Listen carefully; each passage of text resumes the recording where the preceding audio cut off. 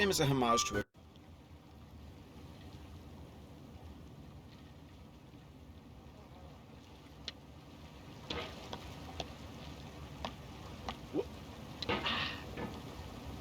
There's no feeling more intense than starting over.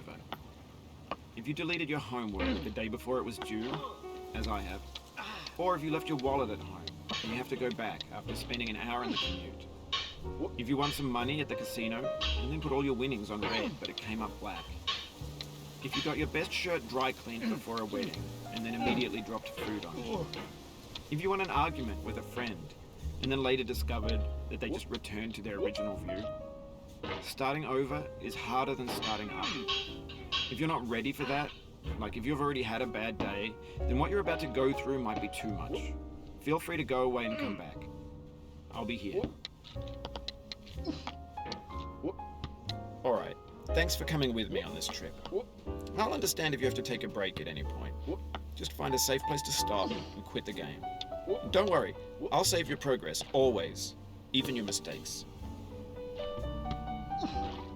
This game is a homage to a free game that came out in 2002, titled Sexy Hiking.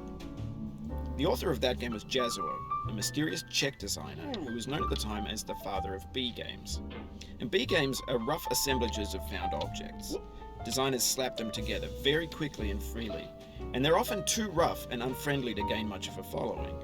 They're built more for the joy of building them than as polished products. In a certain way, Sexy Hiking is the perfect embodiment of a B game. It's built almost entirely out of found and recycled parts, and it's one of the most unusual and unfriendly games of its time. In it, your task is simply to drag yourself up a mountain with a hammer. And that act of climbing, in the digital world or in real life, has certain essential properties that give the game its flavor.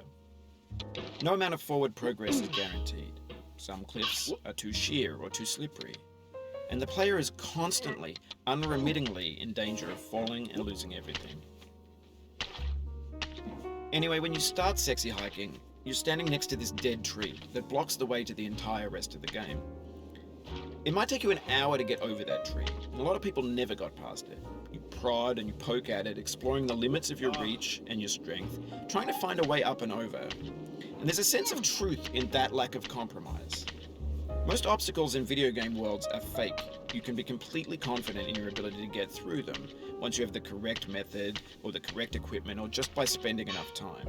In that sense, every pixelated obstacle in Sexy Hiking is real. The obstacles in Sexy Hiking are unyielding, and that makes the game uniquely frustrating. But I'm not sure Jazzuo intended to make a frustrating game. The frustration is just essential to the act of climbing, and it's authentic to the process of building a game about climbing. A funny thing happened to me as I was building this mountain. I'd have an